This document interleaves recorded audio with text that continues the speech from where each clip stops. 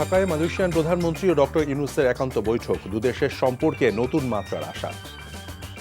কাল থেকে রাজনৈতিক দলের সাথে প্রধান উপদেষ্টার সংলাপ, নির্বাচনী রোডম্যাপ এবং ইসি সংস্কার প্রস্তাব দেবে বিএনপি। উজানের ঢলে শেরপুরের 2 উপজেলায় আকস্মিক বন্যা, 20 গ্রাম প্লাবিত, হাজার হাজার মানুষ পানিবন্দী। ইসরায়েল বেশি দিন টিকবে না, বিরল খুতবায় হুমকি খামেনির।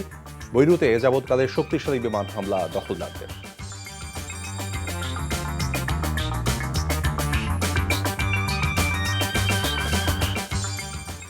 আসসালামু আলাইকুম, মীর তৌফিক হোসেন স্বাগত জানাচ্ছি এনটিভি রাতের খবরে। ক্রাউন সিমেন্ট শিরোনাম দেখছিলেন, এবার বলছি পুরো খবর। জনশক্তি রফতানি, বাণিজ্য ও বিনিয়োগ, অবকাঠামো উন্নয়ন এবং প্রতিরক্ষা সহ বিভিন্ন খাতে মালয়েশিয়া সহযোগিতা করবে উল্লেখ করে প্রধান উপদেষ্টা ডক্টর মোহাম্মদ ইউনূস বলেছেন, দেশটির প্রধানমন্ত্রীর সফরের মাধ্যমে দুই দেশের সম্পর্ক নতুন মাত্রা পাবে। আর স্বচ্ছতা নিশ্চিত করে বাংলাদেশ থেকে মালয়েশিয়ায় প্রয়োজনীয় কর্মী নেওয়া হবে বলে জানিয়েছেন দেশটির প্রধানমন্ত্রী আনোয়ার ইব্রাহিম। বিকালে তার সাথে একান্ত এবং দ্বিপাক্ষিক বৈঠক শেষে যৌথ সংবাদ সম্মেলনে এসব বলেন তারা। অন্তর্বর্তী সরকার দায়িত্ব নেবার পর প্রথম কোনো সরকার প্রধান হিসেবে 4 ঘন্টার সংক্ষিপ্ত সফরে ঢাকায় আসেন আনোয়ার ইব্রাহিম। রিপোর্ট করছেন রকুনউদ্দিন। অন্তর্বর্তী সরকার দায়িত্ব নেবার পর প্রথম কোনো সরকার প্রধান হিসেবে 4 ঘন্টা সফরে শুক্রবার বেলা 2টায় ঢাকায় নামেন মালয়েশিয়ার প্রধানমন্ত্রী আনোয়ার ইব্রাহিম। 2 দিনের পাকিস্তান সফর শেষে দেশে ফেরার পথে তার এই সংক্ষিপ্ত সফর। হজরত শাহজালাল বিমানবন্দরে তাকে অভ্যর্থনা জানান প্রধান উপদেষ্টা ডক্টর মোহাম্মদ ইউনূস। দেয়া হয় গার্ড অব অনার। সেখান থেকে প্রধান উপদেষ্টা ও মালয়েশিয়ার প্রধানমন্ত্রী একই গাড়িতে চেপে যান রাজধানীর একটি 5 তারকা হোটেলে। সেখানেই বেলা 3:30টায় একান্তে বৈঠক হয় প্রধান উপদেষ্টার সাথে। বৈঠকে বাংলাদেশ থেকে জনশক্তি রপ্তানি, বাণিজ্য ও বিনিয়োগ, অবকাঠামো উন্নয়ন সহ নানান বিষয়ে আলোচনা হয়। এরপর একই স্থানে হয় দ্বিপাক্ষিক বৈঠক। অংশ নেন 2 দেশের সরকারের ঊর্ধ্বতন ব্যক্তিরা। বৈঠক শেষে 2 দেশের সম্মিলিত সংবাদ সম্মেলনে পুরনো বন্ধুকে স্বাগত জানিয়ে ডক্টর মোহাম্মদ ইউনূস বলেন, গণ অভ্যুত্থানে ছাত্র জনতার আত্মত্যাগ ও বিগত সরকারের গণহত্যা নিয়ে জানানো হয়েছে মালয়েশিয়ার প্রধানমন্ত্রীকে। We broadly had discussed 3 core areas of cooperation: political, trade and investment, cultural and humanitarian. We discussed the issue of safe repatriation of the forcibly displaced Myanmar nationals to Myanmar. We requested the Prime Minister to persuade Rohingya repatriation issue in ASEAN fora. We also discussed the possibility of increasing workers and professional intake from Bangladesh and multiple entry visas for them. আর বাংলাদেশের সাথে সম্পর্ক আরও জোরদার হবে, কর্মী নেবার ক্ষেত্রে স্বচ্ছতা নিশ্চিত করা হবে বলে জানান মালয়েশিয়ার প্রধানমন্ত্রী। I believe your effort to ensure that this new Bangladesh is Bangladesh which is such vibrant democracy and respect the rights of every single citizen in the country. Can we deny, therefore, the role of Malaysian professionals, and to an extent, the role of many Bangladeshi workers? Now, that is why when you appeal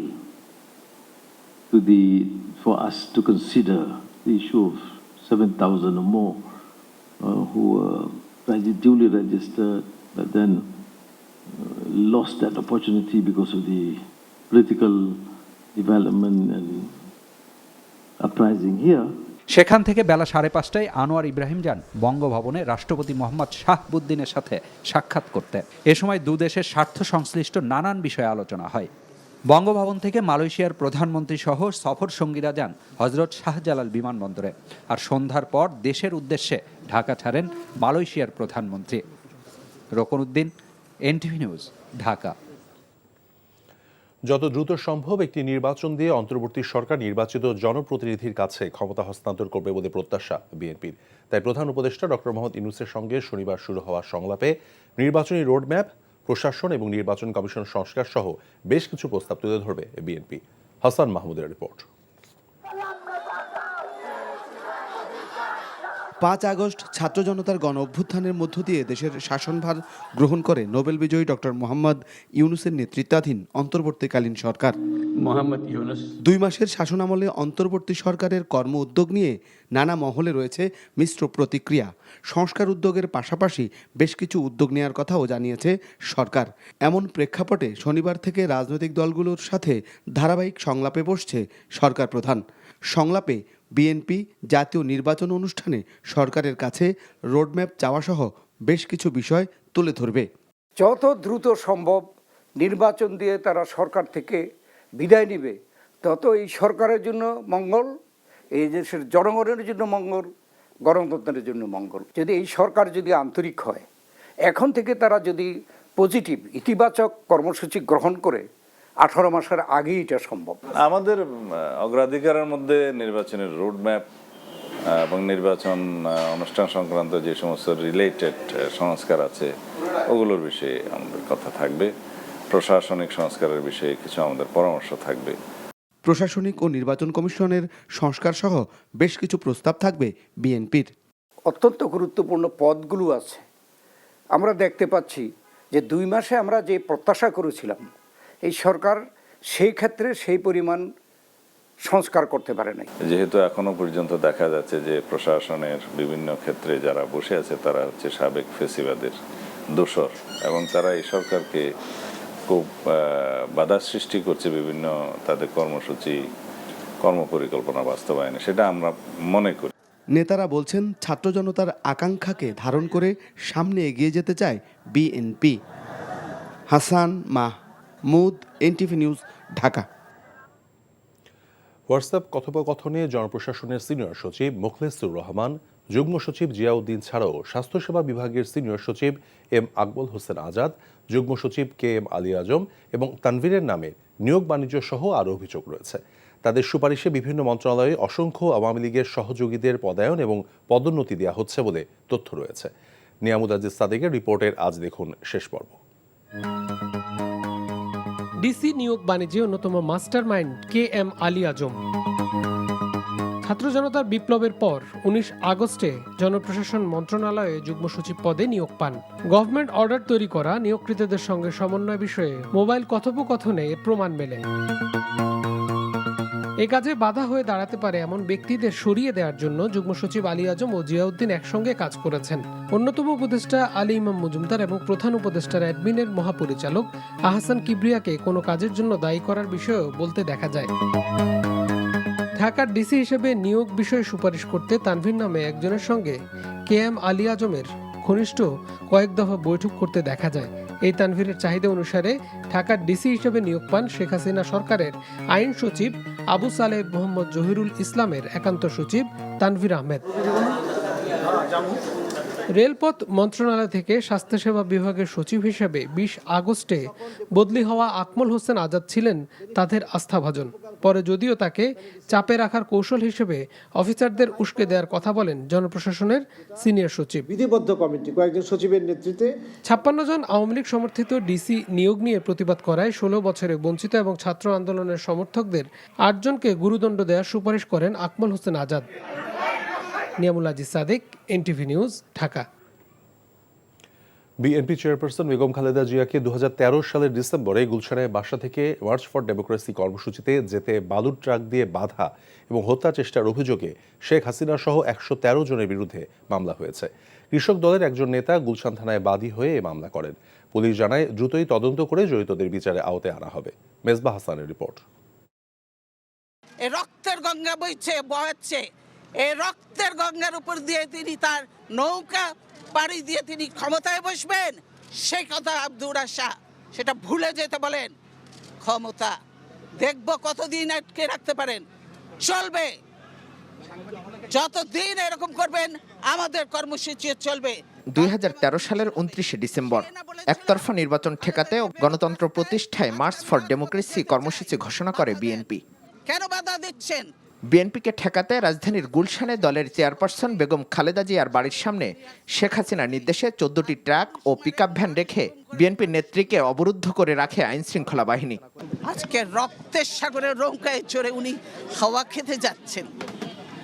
দেখতে পাবেন কদিন পরেই তার পরিণতি কোনো শুভ হবে না, এর পরিণতি হবে অত্যন্ত ভয়াবহ এবং কঠিন।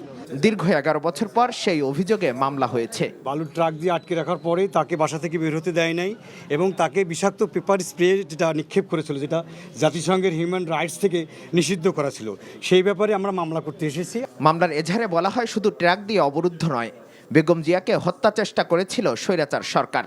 তাকে স্প্রে করা হয়েছে, সে তার বিষাক্ত স্প্রে করা হয়েছে, কাঁচতে কাঁচতে তার বমি চলে এসে দম বন্ধ হয়ে গিয়েছে। আল্লাহর অশেষ রহমত যে উনি সুস্থ, পরবর্তীতে সুস্থ হয়েছেন, নাহলে তাদের ইন্টেনশন ছিল সেদিনই তাকে হত্যা করা। স্বৈরাচার প্রধানমন্ত্রী শেখ হাসিনা 1 নম্বর প্রধান আসামি করে এখানে 113 জন আসামি দেওয়া হয়েছে, ডিক্লেয়ার করা হয়েছে এবং অজ্ঞাতনামা আরও 240 থেকে 300 জনের মতো আসামি করা হয়েছে। অভিযোগটি আমলে নিয়ে দ্রুত তদন্ত করার কথা জানিয়েছে পুলিশ। অভিযোগ পেয়েছি, আমরা অভিযোগটা যাচাই বাছাই করতেছি, পরবর্তীতে আইনগত ব্যবস্থা গ্রহণের জন্য আমরা তৎপর আছি। অভিযুক্তদের দ্রুত বিচারের আওতায় আনার দাবি বিএনপি নেতাদের। Misbah Hasan, NTV news, Dhaka. ছাত্র জনতার অভ্যুত্থান থেকে সবাইকে শিক্ষা নেওয়ার আহ্বান জানিয়ে জামায়াত ইসলামীর আমির ডক্টর শফিকুর রহমান বলেছেন, ভবিষ্যতে আর কোনো সন্ত্রাসী সরকারকে মেনে নেওয়া হবে না। গাজীপুরে বৈষম্য বিরোধী ছাত্র আন্দোলনে শহীদ এবং আহতদের পরিবারের সদস্যদের সঙ্গে মহানগরে জামায়াত আয়োজিত মত বিনিময় এবং সুধী সমাবেশে তিনি কথা বলেন। জুলাই বিপ্লবের মধ্য দিয়ে দেশে বিভাজনের রাজনীতির সমাপ্তি হয়েছে উল্লেখ করে যে কোনো মূল্যে জাতীয় ঐক্য ধরে রাখার আহ্বান জানান তিনি। ভবিষ্যতে জামায়াত ইসলামী ক্ষমতায় গেলে কোথাও কেউ চাঁদাবাজির সুযোগ পাবে না বলেও জানান ডক্টর শফিকুর রহমান। গাজীপুরের শিল্পাঞ্চল রক্ষায় সবাইকে এগিয়ে আসার আহ্বান জানান তিনি। বাংলাদেশের মানুষকে বুকে ধারণ করে আগত অনাগত আমাদের সকলের জন্য শিক্ষা হয়। জাতির সাথে গাদ্দারি করলে, জাতির সেবক হয়ে আসার ঘোষণা দিয়ে মালিক বনে গেলে কি পরিণতি বরণ করতে হয়, এর থেকে আমরা সারা দেশবাসী যেন শিক্ষা গ্রহণ করতে পারি। যদি আমরা শিক্ষা গ্রহণ করি, আমরা বিশ্বাস করি আগামীতে স্বৈরাচারের এমন কোনো স্বৈরাচারের জন্ম হবে না, যারা ক্ষমতায় থাকা অবস্থায় জনগণের অর্থে কিনা অস্ত্র আর বুলেট জনগণের বুকে ছোড়ার দুঃসাহস করবে। শেরপুরে ঝিনাইগাতি এবং নালিতাবাড়িতে আকস্মিক পাহাড়ি ঢলে তলিয়ে গেছে 2 উপজেলার 20টি গ্রাম। এর সাথে যোগ হয়েছে ভারী বর্ষণ, এতে পানিবন্দী হয়েছে গ্রামের হাজার হাজার মানুষ। এদিকে ময়মনসিংহে নেতাই নদীর বাঁধ ভেঙে প্লাবিত হয়েছে কয়েকটি এলাকা। শেরপুর থেকে কাকুন রেজার পাঠানো রিপোর্টে বিস্তারিত। এভাবেই উজান থেকে নেমে আসে আকস্মিক এই পাহাড়ি ঢল। এর সাথে যোগ হয় 2 দিনের ভারী বৃষ্টিপাত। পানির তোরে ভেঙে যায় শেরপুরের ঝিনাইগাতি উপজেলার মহারশী এবং নালিতাবাড়ি উপজেলার চেল্লাখালী নদীর বাঁধের কিছু অংশ। এতে তলিয়ে যায় ঝিনাইগাতি উপজেলার নিম্নাঞ্চল। পানিবন্দী হয়ে পড়েন এই অঞ্চলের হাজারো মানুষ। আমার চলাফেরা করা খুব কষ্ট হয়েছে, খাওয়া দাওয়া কষ্ট হয়েছে এবং কি আস্থা দিয়ে চলাফেরাও কষ্ট হয়েছে। আমরা 52 বছর যাবৎ ঝিনাইগাতির এই শহর রক্ষা বাঁধ নির্মাণের দাবি জানিয়ে আছি। সরকার থেকে বারবার আমাদের আশ্বাস দেওয়া হলেও বাস্তবে এখানে কিছুই করা হয় নাই। উপজেলা প্রশাসনের পক্ষ থেকে ঝিনাইগাতি মডেল পাইলট উচ্চ বিদ্যালয়ে আশ্রয়কেন্দ্র খোলা হয়েছে। তবে ঝিনাইগাতি উপজেলা সদর থেকে শুক্রবার দুপুরের পরেই নেমে গেছে পানি। উপজেলার নির্বাহী কর্মকর্তা জানিয়েছেন, আকস্মিক এই বন্যায় 5 উপজেলার আংশিক প্লাবিত হয়েছে। আমরা ইতিমধ্যে উদ্ধার কার্যক্রম চালাচ্ছি, আমাদের ফায়ার সার্ভিস কাজ করছে। পাশাপাশি যেখান থেকে আমরা অভিযোগ পাচ্ছি বা ফোন পাচ্ছি, সাথে সাথে সেখানে আমরা টিম পাঠাচ্ছি এবং পানিবন্দী পরিবার থাকলে আমরা তাদের শুকনো খাবারের জন্য ব্যবস্থা করছি। নালিতাবাড়ির চেল্লাখালী এবং ঝিনাইগাতি মহারশীর নদী রক্ষা বাঁধের বিভিন্ন জায়গা ভাঙা ছিল আগে থেকেই। মূলত এসব ভাঙা জায়গা দিয়েই পানি ঢুকেছে লোকালয়ে। বাঁধ মেরামতের জন্য সরকার ও প্রশাসনের কাছে জোর দাবি জানিয়েছেন ভুক্তভোগী এসব এলাকার মানুষ। NTV news desk. Iran Israel উত্তেজনা প্রসঙ্গ। দূষিত সত্তা ইসরায়েল বেশি দিন টিকবে না বলে হুঁশিয়ার করেছেন ইরানের সর্বোচ্চ নেতা আয়াতুল্লাহ খামেনি। তেহরানে দেয়া জুমার নামাজের বিরল খুতবায় তিনি বলেন, মুসলিম বিশ্বের শত্রু অভিন্ন। দখলদার ইসরায়েলে চালানো ইরানি ক্ষেপণাস্ত্র হামলার পক্ষেও যুক্তি দেন তিনি। এদিকে লেবাননে এ যাবৎকালে শক্তিশালী বিমান হামলা চালিয়েছে ইসরায়েল। কাজী ইফতেখার শুভর ডেস্ক রিপোর্ট।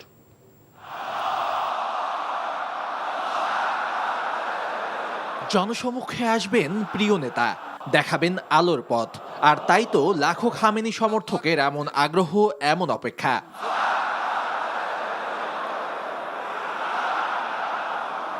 শুক্রবার ইরানের রাজধানী তেহরানের ইমাম খোমেনি গ্র্যান্ড মসাল্লা মসজিদে দীর্ঘদিন পর প্রকাশ্যে আসেন দেশটির সর্বোচ্চ নেতা আয়াতুল্লাহ খামেনি।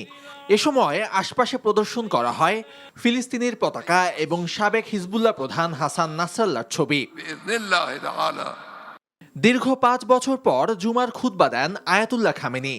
মুসলিম বিশ্বের প্রতি আহ্বান জানান ঐক্যবদ্ধ থাকার। দখলদার ইসরায়েলকে আখ্যা দেন অভিন্ন শত্রু হিসেবে। প্রশংসা করেন হামাস এবং হিজবুল্লাহর কর্মকাণ্ডের। দূষিত সত্তা ইসরায়েলের শক্ত কোনো ভিত নেই। যুক্তরাষ্ট্রের আশীর্বাদ না থাকলে তারা বেশি দিন টিকতেই পারবে না। ইসরায়েলে আমাদের বাহিনী যে অভিযান চালিয়েছে তা সম্পূর্ণ বৈধ।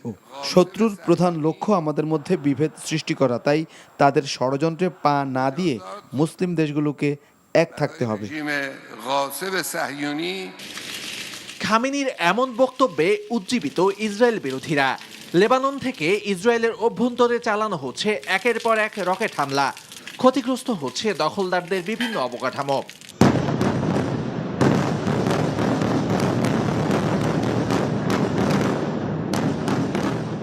অন্যদিকে কোনো আইন আর সমালোচনা তোয়াক্কা না করে লেবাননে নির্বিচার হামলা চালিয়ে যাচ্ছে ইসরায়েলি বাহিনী।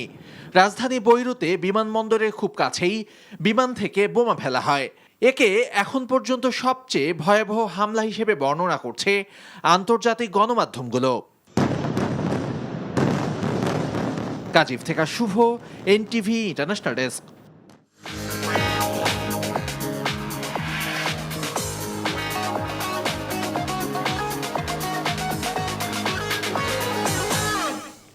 নগদ নিবেদিত অর্থনীতির খবর। কোনোভাবেই নিয়ন্ত্রণে আনা যাচ্ছে না ডিম মুরগির দাম। বাজারে পণ্য দুটি দফায় দফায় দাম বাড়ছে। সপ্তাহের ব্যবধানে কেজিতে 20 থেকে 30 টাকা পর্যন্ত বেড়েছে ব্রয়লার মুরগির দাম। আর ডিমের দাম আরেক দফা বেড়ে ডজন বিক্রি হচ্ছে 165 টাকায়। অন্যদিকে বৃষ্টিতে সরবরাহের ঘাটতির অজুহাতে বাড়তি সব ধরনের সবজির দাম। 1 কেজি কাঁচামরিচের দাম 300 টাকা ছাড়িয়েছে। হাসানুল শাওনের রিপোর্ট। গত 15 সেপ্টেম্বর প্রতি পিস ফার্মের মুরগির বাদামি রঙের ডিমের যৌক্তিক দাম 11 টাকা 87 পয়সা ঠিক করে দেয় সরকার। সেই হিসেবে প্রতি ডজন ডিমের দাম দাঁড়ায় প্রায় 143 টাকা। কিন্তু বাজারে ডিমের দাম অনেকটা বাড়তি। ক্রেতাদের ডজন কিনতে হচ্ছে 165 টাকায়। সরকারের সাথে বাজারের কোনো কথা কাজে মিল নেই। নিয়ন্ত্রণের বাইরে। আসলে এটা যে কেন হইতেছে কি হইতেছে এটা তো আমরা বুঝতেছি না। বিক্রেতারা বলছেন পাইকারি বাজারেই ডিমের দাম বেশি এবং আপাতত দাম কমার কোনো লক্ষণ নেই। পাইকারি বাজারে শতে বাড়ছে 150 টাকা, 150 টাকা যদি শতে বাড়িয়ে থাকে তাহলে আমরা দর্জনে আবার 10 টাকা বাড়িয়ে বিক্রি করতে হয় না। সাপ্লাই কম, সারা বাংলাদেশে বন্যা পরিস্থিতি খারাপ, খামারগুলো বন্ধ হয়ে গেছে, এই জন্য ডিমের প্রভাব পড়তেছে। অন্যদিকে বাজারে সোনালী মুরগির কেজি বিক্রি হচ্ছে সরকার নির্ধারিত দাম 270 টাকায়। তবে সরকারের বেঁধে দেয়া দামের থেকে 20 থেকে 30 টাকা বেশি দামে বিক্রি হচ্ছে ব্রয়লার। কেজি মিলছে 200 থেকে 210 টাকায়। খুব কষ্ট হয়ে যায়, তারপরও আমরা কিনি, কি করব এখন। আমদানি কমে গেছে ব্রয়লার, সমস্যা এটাই, আমদানি কম যার কারণে দাম বেশি। কদিনের বৃষ্টির প্রভাব পড়েছে সবজির বাজারে। বেশিরভাগ সবজির দামই 70 থেকে 80 টাকার উপরে। মানুষ আসলে বাজারে এসে ঘোরাঘুরি করে, কিন্তু কিনে যে 1 কেজি কেনার কথা সে কিনে এলো 250 গ্রাম বা আধা কেজি। দ্রব্যমূল্যের দাম তো কন্টিনিউয়াসলি বাড়তেছে, এটা তো আর কমতেছে না। তো সেক্ষেত্রে তো সাধারণ মানুষের অবস্থা তো খারাপই। বিক্রেতারা বলছেন সরবরাহ কম হওয়াতে প্রায় সব ধরনের সবজির দামই বাড়তি। কারণ মালের আমদানি খুবই কম, বাজারে কোনো মাল নাই, পাওয়া যায় না কোনো মাল। বৃষ্টির কারণে অনেক মাল নষ্ট হয়ে গেছে, এই কারণে দাম বেশি। কেজিতে 150 টাকারও বেশি দাম বেড়ে কাঁচামরিচ বিক্রি হচ্ছে 320 টাকায়। 320 টাকা করে ভাই, কাঁচামরিচের যে পরিস্থিতি তো খুব খারাপ, ভয়াবহ। এত টাকা দাম হইলে কি হবে? মানে বৃষ্টি হওয়ার কারণে মাল অনেক নষ্ট হয়ে গেছে, তার কারণে একটু দাম বেশি। এছাড়া নতুন করে দাম না বাড়লেও বাজারে সব ধরনের চালের দাম বেশ কিছুদিন ধরেই বাড়তি। Hasanul Shaon, NTV news, Dhaka. লালমনিরহাটের কালীগঞ্জ উপজেলার সরকারি খাদ্য গুদাম থেকে 250 টন চাল লুট করা হয়েছে। এই ঘটনার পর খাদ্য কর্মকর্তাও পালিয়েছেন। এরই মধ্যে শুক্রবার সকালে 30 মেট্রিক টন চাল উদ্ধার করা হয়েছে। একই সাথে গতকাল থেকে গোডাউনের ভারপ্রাপ্ত কর্মকর্তা ফেরদৌস আলমের কোনো খোঁজ পাওয়া যাচ্ছে না। এই ঘটনায় আজ 4 সদস্যের তদন্ত কমিটি গঠন করেছেন জেলা প্রশাসক HM রাকিব হায়দার। গোপন সংবাদের ভিত্তিতে তাৎক্ষণিক গুদামে অভিযান চালান কালীগঞ্জ উপজেলা নির্বাহী কর্মকর্তা জহির ইমাম। এ সময় চালের হিসেবে গড়মিল এবং গুদাম কর্মকর্তা লাপাত্তা থাকায় গুদাম সিলগালা করে দেন তিনি। এরপর চাল উদ্ধারে অভিযান শুরু করে প্রশাসন। রাতেও বিভিন্ন গোডাউনে অভিযান চালানো হয়। বিভিন্ন গুদামগুলোতে তল্লাশি চালানোর পরে আমরা একটা জায়গা থেকে 600 বস্তা তথা 30 মেট্রিক টন চাল উদ্ধার করতে সমর্থ হই। সেই সাথে আইনগত ব্যবস্থার নেওয়ার জন্য যে উপজেলা খাদ্য নিয়ন্ত্রক ইতিমধ্যে থানায় একটি মামলা দায়ের করেছে। চট্টগ্রামের মিরসরাইয়ের রূপসী ঝর্ণাতে পা পিছলে পড়ে বেসরকারি বিশ্ববিদ্যালয়ের শিক্ষার্থী সহ 2 জনের মৃত্যু হয়েছে। দুপুরে ঝর্ণার গভীর কূপ থেকে নিহতদের লাশ উদ্ধার করে ফায়ার সার্ভিসের ডুবুরি দল। নিহতরা হলেন ইস্ট ওয়েস্ট ইউনিভার্সিটির অনার্স প্রথম বর্ষের শিক্ষার্থী মুশফিকুর রহমান আদনান, নারায়ণগঞ্জ সরকারি কলেজের অনার্স প্রথম বর্ষের শিক্ষার্থী মাহবুব রহমান মোস্তাকিন। ফায়ার সার্ভিস জানায় সম্প্রতি ঢাকা থেকে 13 জন বন্ধু চট্টগ্রাম মিরসরাইয়ের রূপসী ঝর্ণায় ঘুরতে আসেন। সকালে আদনান ও মোস্তাকিন পা পিছলে ঝর্ণার কূপে পড়ে যায়।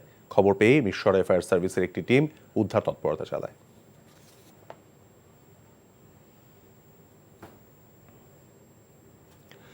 প্রতিদিনই বাড়ছে ডেঙ্গু আক্রান্তের সংখ্যা, বাড়ছে মৃত্যুর সংখ্যাও। গত এক সপ্তাহে ডেঙ্গুতে আক্রান্ত হয়ে মারা গেছেন 27 জন, আর এবছর মৃত্যু হয়েছে 177 জনের। ডেঙ্গুর উপসর্গ নিয়ে রাজধানী সহ দেশের বিভিন্ন অঞ্চল থেকে রোগী ভর্তি হচ্ছেন হাসপাতালগুলোতে। ভয়াবহ পরিস্থিতি তৈরি হওয়ার আগেই নগরবাসীকে সাবধান হওয়ার পরামর্শ চিকিৎসকদের। কায়কোবাদ মাহমুদের রিপোর্ট। জ্বর, বমি আর প্রচণ্ড মাথা ব্যথা সহ ডেঙ্গুর উপসর্গ নিয়ে রাজধানীর মহাখালী ডিএনসিসি ডেডিকেটেড হাসপাতালে ভর্তি হয়েছেন টাঙ্গাইলের তৌহিদ হোসেন। ডাক্তারের পরামর্শ অনুযায়ী চলছে চিকিৎসা সেবা। জ্বর, শরীর ব্যথা। এখানে আসলাম ডেঙ্গু পজিটিভ, তারপর মাথা ব্যথা। ডক্টররা নিয়মিত খাবার খেতে বলছে, তারপর ওনার ট্রিটমেন্ট দিচ্ছে, স্যালাইন দিচ্ছে। এরকমই প্রতিদিন দেশের বিভিন্ন প্রান্ত থেকে ডেঙ্গু রোগী ভিড় করছেন রাজধানীর হাসপাতালগুলোতে। কারো জ্বর 4 দিনের, কারো 7 দিন, কারো বা তারও বেশি। এখন অবস্থা মোটামুটি আগের থেকে অনেক আলহামদুলিল্লাহ ভালো। অনেক অসুস্থ ছিলাম, দেশের থেকে আসছি বাঞ্ছারামপুর থানা। আমি মূলত ঢাকায় ছিলাম, খুলনা গেছিলাম অফিসিয়াল কাজে, ওখানে যাই আমি অসুস্থ হয়ে গেছি। যে সমস্যাগুলো আছেন ডাক্তারদেরকে বলছি, ওরা চিকিৎসা করছে বা ওষুধ দিচ্ছে। উঠে দাঁড়াইতে পারি না, এরকম পর্যায়ে ছিলাম। এই জায়গায় আসার পর আলহামদুলিল্লাহ ইনশাল্লাহ অনেক ভালো আছে। চিকিৎসকরা জানান ডেঙ্গুর লক্ষণ না থাকলেও যে কোনো জ্বরের ক্ষেত্রেই এখন হতে হবে সতর্ক। বারবার বমি যদি হয়, বারবার পাতলা পায়খানা যদি হয়, তীব্র পেট ব্যথা যদি থাকে, পেশেন্ট লেথার্জি, খেতে পারতেছে না, একদম বিছানায় শুয়ে পড়তেছে, কিছুই খেতে পারতেছে না, আর কোথাও যদি ব্লিডিং হয়, বিশেষ করে কাশির সাথে, বমির সাথে, অথবা দাঁতের মাড়ি দিয়ে, অথবা পোষা পায়খানার সাথে, এগুলো হলে আমরা বলি যে তাড়াতাড়ি হাসপাতালে ভর্তি হন। বিশেষজ্ঞরা বলছেন ডেঙ্গুর এই ভয়াবহ পরিস্থিতি উত্তরণে সবার আগে প্রয়োজন এডিসের লার্ভা দমন করা। Kaikobad Mahmud, NTV news, Dhaka. রাষ্ট্র সংস্কারের আগে কোনো নির্বাচন নয় উল্লেখ করে ইসলামী আন্দোলন বাংলাদেশ জানিয়েছে তারা অন্তর্বর্তী সরকারকে সময় দিতে আগ্রহী। জুমার নামাজের পর জাতীয় মসজিদ বাইতুল মোকাররমের সামনে ফিলিস্তিনের উপর ইসরায়েলের বর্বর হামলা এবং ভারতে মহানবী হযরত মুহাম্মদ সাল্লাল্লাহু আলাইহি সাল্লামকে কটূক্তির প্রতিবাদে আয়োজিত বিক্ষোভ সমাবেশে কথা বলেন সংগঠনটির নেতারা। দুর্নীতি এখনও সিস্টেমে রয়ে গেছে উল্লেখ করে তারা বলেন, হাসিনার ফ্যাসিবাদী শক্তি এখনও পুরোপুরি অপসারণ করা সম্ভব হয়নি। এ সময় তারা ইসরায়েলের বিরুদ্ধে স্পষ্ট অবস্থান নিতে প্রধান উপদেষ্টার দৃষ্টি আকর্ষণ করেন। বাংলাদেশের মানুষ ভালো থাকুক, ভারত তা চায় না এমন অভিযোগ করে দেশটির পণ্য বয়কটেরও আহ্বান জানান বক্তারা। সমাবেশ শেষে বিক্ষোভ মিছিল করেন ইসলামী আন্দোলন বাংলাদেশের নেতাকর্মীরা। দেশব্যাপী সংখ্যালঘু সম্প্রদায়ের বাড়িঘর, মন্দির, দোকানপাটে ভাঙচুর, লুটপাট, জোরপূর্বক দখল এবং অগ্নিসংযোগ সহ সংখ্যালঘু নির্যাতন বন্ধ করা, প্রয়োজনীয় ক্ষতিপূরণ প্রদান এবং দোষীদের দ্রুত বিচারের আওতায় এনে সর্বোচ্চ শাস্তি নিশ্চিতকরণে অন্তর্বর্তীকালীন সরকারের কাছে 8 দফা দাবি জানিয়েছে বাংলাদেশ সম্মিলিত সংখ্যালঘু জোট। বিকেলে কেন্দ্রীয় শহীদ মিনারে সংখ্যালঘু সম্প্রদায়ের গণসমাবেশ থেকে তারা এসব দাবি জানান। দ্রুততম সময়ের মধ্যে সংখ্যালঘু সুরক্ষা আইন পাশ, সংখ্যালঘুদের উপর নির্যাতনের বিচারের জন্য নিরপেক্ষ তদন্ত কমিশন গঠন এবং শিক্ষা প্রতিষ্ঠানগুলোতে সংখ্যালঘু সম্প্রদায়ের শিক্ষার্থীদের জন্য উপাসনালয় নির্মাণেরও দাবি জানান তারা।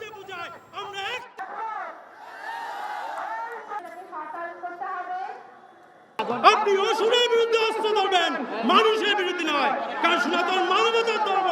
আমরা মানবতাকে ভালোবাসি, সকল ধর্মকে শ্রদ্ধা করি, সকল ধর্মকে সম্মান করি, কিন্তু হিন্দুত্বে আমরা অনর এবং আপোষহীন। আমার ধর্ম যেখানে প্রতিজ্ঞা করি আমরা আমাদের মন্দির রক্ষা করে বুঝাই সর্বোচ্চ ভূমিকা রাখবো। 2 মাস ধরে পানির মধ্যে বসবাস করছে খুলনা, যশোর, সাতক্ষীরার 8টি উপজেলার প্রায় 15 লাখ মানুষ। ভুক্তভোগীদের অভিযোগ, নদীর তলদেশে পলি জমাট হয়ে আশেপাশের এলাকায় কৃত্রিম জলাবদ্ধতার সৃষ্টি হয়েছে। জলাবদ্ধতার কারণে সবকিছু যেন থমকে আছে। দ্রুত নদীখননের আশ্বাস পানি উন্নয়ন বোর্ডের। আজিজুল ইসলামের ক্যামেরায় খুলনা থেকে মোহাম্মদ আবু তৈয়বের পাঠানো রিপোর্ট। এই চিত্র খুলনার ডুমুরিয়া, যশোরের কেশবপুর, মনিরামপুর ও সাতক্ষীরা তালাসহ মোট 8 উপজেলার। পানির মধ্যে মাসের পর মাস থাকতে হচ্ছে গ্রামবাসীদের। শিক্ষা, স্বাস্থ্যসেবা, ব্যবসা বাণিজ্য সবকিছু যেন থমকে আছে এই জলাবদ্ধতার কারণে। মানুষের মৃত্যু হলে দাফন করার মতো মাটিও নেই সেখানে। গ্রামবাসীর অভিযোগ, ভদ্রা, হরিহর, শৈলগাতি সহ বেশ কয়েকটি নদীর তলদেশ পলি জমে ভরাট হয়ে গেছে। নাব্যতা সংকটে বৃষ্টির পানি সরতে পারছে না, এতে গ্রামকে গ্রাম জলমগ্ন হয়ে পড়েছে। বছরের পর বছর নদী খননের কাজ হলেও বাস্তবে তা কোনো কাজেই আসছে না। এছাড়া কাজের অনিয়ম আর দুর্নীতিকে দায়ী করেছেন গ্রামবাসী। খুলনা, যশোর এবং সাতক্ষীরা জেলার অন্তত 8টি উপজেলার 15 লক্ষ মানুষ জলবন্দী পড়েছে। বাড়িঘর থেকে নদী মাটি ভরাট হয়ে অন্তত 2 থেকে 3 ফুট উঁচু নদীর মাটি। এই পানি যে নদীতে যাবে সেচ মেশিন ছাড়া আর কোনো পথ নেই। 20-25টা এক্সকেভেটর দেওয়া হয়, তাহলে সেটা যদি 8 থেকে 10 দিনের ভিতরে এটা একটু খনন করে দেওয়া যায় ভদ্রা নদী, তাহলে এই পানিটা খনন করে দেওয়ার সাথে সাথেই 1 সপ্তাহের ভিতরে অন্তত বাড়ির পানি নেমে যাবে। অভিযোগ স্বীকার করে দ্রুত নদী খনন কাজ শেষ করার কথা জানান পাওবির এই প্রধান প্রকৌশলী। আর আমরা যারা স্থায়ীর জন্য যেটা করছি, আপনাকে আরেকটা জিনিস জানাই রাখি, আমরা কিন্তু শোলমারি রেগুলেটরের উপরে 2টা পাম্প বসাবো, বুঝছেন? এই আশা করতেছি ডিসেম্বর জানুয়ারির মধ্যে পারবো। ওই পাম্পটা জার্মান থেকে আসতেছে আর কি। তা এখন ওইটা হচ্ছে একটা পাম্প 35 কিউসেক, 2টা পাম্প 2 সাইডে লাগাবো। দ্রুত জলাবদ্ধতা থেকে মুক্তি চান 8 উপজেলার মানুষ। NTV news desk. সরকারি চাকরি এবং উচ্চশিক্ষা প্রতিষ্ঠানে ভর্তির ক্ষেত্রে 5 ভাগ কোটা পুনর্বহাল সহ 7 দফা দাবি জানিয়েছে United Peoples Democratic Front UPDF. রাজধানীর জাতীয় প্রেস ক্লাবে ইউপিডিএফ আয়োজিত গোলটেবিল আলোচনায় সংগঠনটি এসব দাবি জানায়। সংগঠনটি বলছে সরকারকে পার্বত্য চট্টগ্রামে সেনা তৎপরতা নিয়ন্ত্রণ করতে হবে। এছাড়া বক্তারা বলেন, পাহাড়ে গত 2 মাসে পাহাড়ি জনগোষ্ঠী এবং বাঙালিদের ভেতর সম্পর্কের অবনতি হয়েছে। পাহাড়ি সংগঠনগুলোর ভেতরে পরিকল্পিতভাবে বিভাজন করা হয়েছে। পাহাড়ের মূল সমস্যা রাজনৈতিক, তাই এটাকে রাজনৈতিকভাবে মোকাবেলা করার পরামর্শ দেন বক্তারা।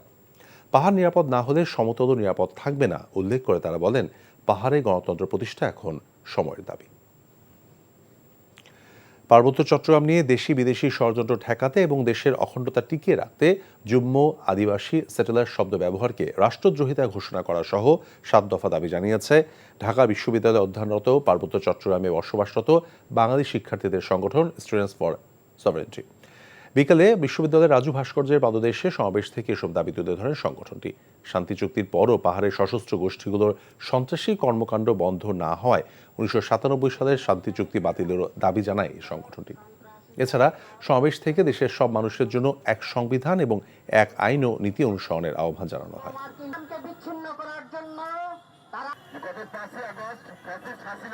বাংলাদেশের উপজাতিদের সম্বোধনের ক্ষেত্রে রাষ্ট্রের অখণ্ডতা বিরোধী পরিভাষা, আদিবাসী ও যুগ্ম শব্দ ব্যবহার এবং বাংলাদেশের বাঙালিদের সম্বোধনে স্যাটেলার শব্দ ব্যবহারকে রাষ্ট্রদ্রোহিতা ঘোষণা করে প্রজ্ঞাপন জারি করতে হবে। ব্যক্তি, এনজিও, মিশনারি, গণমাধ্যম কিংবা প্রতিষ্ঠান যারাই উপরোক্ত শব্দ ব্যবহার করবে তাদেরকে কালো তালিকাভুক্ত করে এদের বিরুদ্ধে শাস্তিযোগ্য আইনানুগ ব্যবস্থা নিতে হবে। নতুন কমিটি গঠনের লক্ষ্যে বর্ধিত সভা করেছে জামালপুর সমিতি ঢাকা। বিকেলে রাজধানী মিরপুরে বর্ধিত সভাটির আয়োজন করা হয়। সভায় সমিতির সদস্যরা বিএনপির কোষাধ্যক্ষ রশিদুজ্জামান মিল্লাতকে জামালপুরে সমিতির ঢাকার সভাপতি করার প্রস্তাব করলে তাতে সম্মতি জানান তিনি।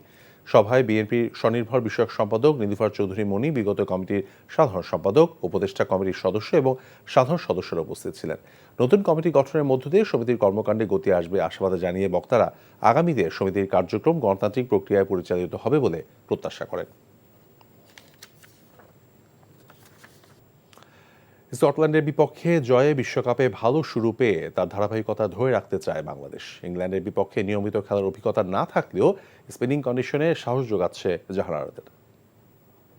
আমাদের টার্গেটই ছিল আসলে 1 থেকে 2টি ম্যাচ জেতা, এবং 2টি ম্যাচ জিতলে আমরা হয়তো সেমিফাইনালের কাছাকাছি পৌঁছাতে পারবো। সো আমাদের হাতে 3টি অপশন আছে। তো আমরা প্রথম অপশনটাই নিব, ডেফিনেটলি ইংল্যান্ডের সাথে।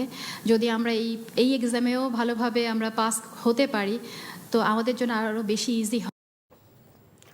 চতুর্থবারের মতো আয়োজিত ইস্পাহানি বাংলাদেশ ওপেন স্কোয়াশ 2024-এর পুরস্কার বিতরণ এবং সমাপনী অনুষ্ঠান অনুষ্ঠিত হয়েছে। শুক্রবার রাজধানীর ক্যান্টনমেন্টে অবস্থিত আর্মি স্কোয়াশ অ্যান্ড টেনিস কমপ্লেক্সে 4 দিনব্যাপী আন্তর্জাতিক এই টুর্নামেন্টের ফাইনাল খেলা অনুষ্ঠিত হয়।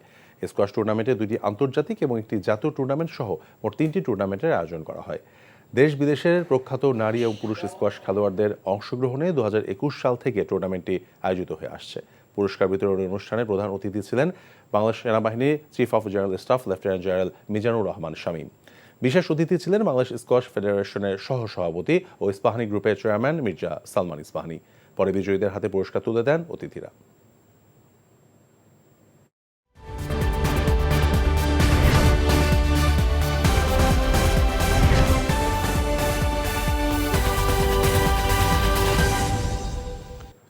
ইস্পাহানি মির্জাপুরটি ভারত বাংলাদেশ টি-20 সিরিজ প্রসঙ্গ। 2026 সালের টি-20 বিশ্বকাপের প্রস্তুতি ভারতের বিপক্ষে সিরিজ দিয়ে শুরু করতে চায় বাংলাদেশ। প্রতিপক্ষ ভারত শক্তিশালী দল হলেও আগ্রাসী ক্রিকেট খেলার কথা জানালেন নাজমুল হোসেন শান্ত। তবে এই দলে মাহমুদুল্লাহ রিয়াদের ভূমিকা নিয়ে আপাতত নীরব বাংলাদেশের অধিনায়ক।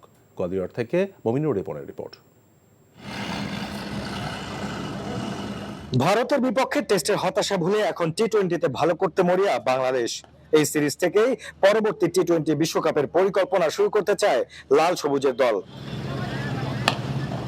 গত বিশ্বকাপে আফগানিস্তানের বিপক্ষে নিজেদের শেষ ম্যাচে রক্ষণাত্মক খেলা নিয়ে সমালোচনা হয়েছে অনেক, তাই এই সিরিজে নিজেদের ভিন্নভাবে উপস্থাপন করতে চায় বাংলাদেশ। এখানে যে প্লেয়ার গুলো আছে সাথে হয়তো আর 4-5টা প্লেয়ার হয়তো বাইরে আছে যারা অ্যাড হবেন, এরাই হয়তো সামনে 26 ওয়ার্ল্ড কাপে খেলবে। সো আমার মনে হয় এই সিরিজ থেকেই আমাদের ওই প্রপার প্রিপারেশনটা শুরু হবে। নতুন স্টেডিয়ামে উইকেটের আচরণ নিয়ে ধারণা নেই শান্তর, জানা নেই আগামী বিশ্বকাপের পরিকল্পনায় এই দলে থাকা 38 বছর বয়সী মাহমুদুল্লাহ রিয়াদের ভূমিকা নিয়েও। এত বছর ধরে বাংলাদেশ টিমকে সার্ভিস দিচ্ছেন, ভালো করেছেন, অনেক ম্যাচ জিতিয়েছেন। হ্যাঁ, অনেক ম্যাচ হয়তো শেষ করে আসতে পারেননি, বাট বাংলাদেশের অনেক ম্যাচ জেতার পেছনে কিন্তু ওনার অনেক অবদান আছে। গত বিশ্বকাপের পর ভারত দলের বেশ কিছু তারকা ঝরে গেল নিজেদের মাটিতে তারা সবসময় ফেভারিট। তবুও জয় দিয়ে টি-20 সিরিজ শুরু করতে চান বাংলাদেশ অধিনায়ক। চেন্নাই ও কানপুরে বিষাদময় টেস্টের পর এবার শান্তদের সামনে টি-20 চ্যালেঞ্জ। কঠিন হলেও ভবিষ্যৎ পরিকল্পনায় এই সিরিজ জয়ের লক্ষ্যের কথা জানালেন বাংলাদেশ অধিনায়ক। Mominur Ripon, NTV news, Gwalior, Bharat.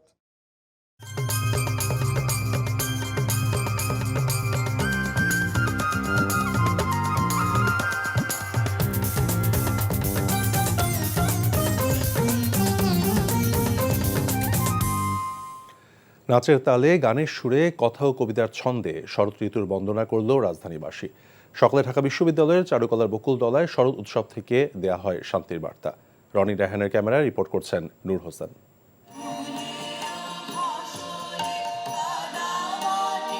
শরতের শুভ্র ভোরে নীলাভ পোশাকে ঢাকা বিশ্ববিদ্যালয়ের চারুকলার বকুলতলা মুখরিত হয় শিশু কিশোরদের পদচারণায়।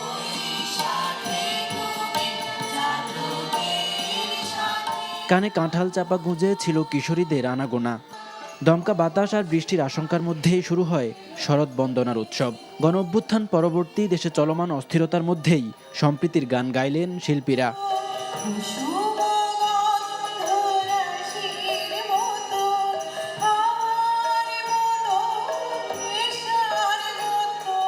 শরৎ বন্দনা করে একক ও দলীয় গান, নৃত্য ও আবৃত্তি দিয়ে এই অনুষ্ঠান সাজানো হয়। মুগ্ধ হয়ে উপভোগ করেন অতিথিরা।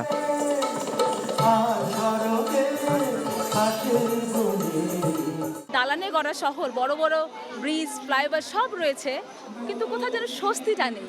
শরৎ হচ্ছে স্বস্তির ঋতু, সুতরাং এই দিনটির জন্য, এই সময়টির জন্য আমরা অপেক্ষা করে থাকি। এই যান্ত্রিক শহরে এই আমাদের যে পরবর্তী প্রজন্মকে জানাতে হবে আমাদের কৃষ্টি, আমাদের সংস্কৃতি, না হলে কিন্তু আমরা তো বাঙালি, তাই না?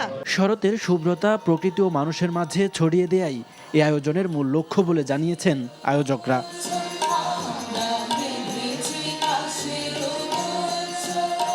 দিনব্যাপী এই আয়োজনে বাঙালি জাতির সংস্কৃতির নানা দিক ফুটিয়ে তোলা হয়।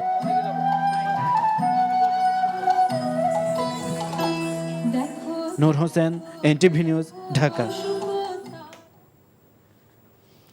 খবর শেষ করছি, তবে যাবার আগে ক্রাউন 7 শিরোনামগুলো বলছি আরও একবার। ঢাকায় মালয়েশিয়ান প্রধানমন্ত্রী ও ডক্টর ইউনূসের একান্ত বৈঠক, দুদেশের সম্পর্কে নতুন মাত্রার আশা। কাল থেকে রাজনৈতিক দলের সাথে প্রধান উপদেষ্টার সংলাপ, নির্বাচনী রোডম্যাপ এবং ইসি সংস্কার প্রস্তাব দেবে বিএনপি। উজানের ঢলে শেরপুরের 2 উপজেলায় আকস্মিক বন্যা, 20 গ্রাম প্লাবিত, হাজার হাজার মানুষ পানিবন্দী। ইসরায়েল বেশি দিন টিকবে না, বিরল খুতবায় হুমকি খামেনির, বৈরুতে এযাবৎকালের শক্তিশালী বিমান হামলা দখলদারদের। এ ছিল রাতের খবরে। এই খবরের ভিডিও সহ আপডেট জানতে ভিজিট করুন এনটিভি অনলাইন www.ntvbd.com। এছাড়াও এনটিভির জনপ্রিয় সব অনুষ্ঠান এবং খবরের আপডেট জানতে ভিজিট করুন আমাদের ইউটিউব এবং ভেরিফাইড ফেসবুক পেজ। রাত 1টায় মধ্যরাতের খবর দেখার আমন্ত্রণ রইল। ধন্যবাদ সবাইকে, শুভরাত্রি।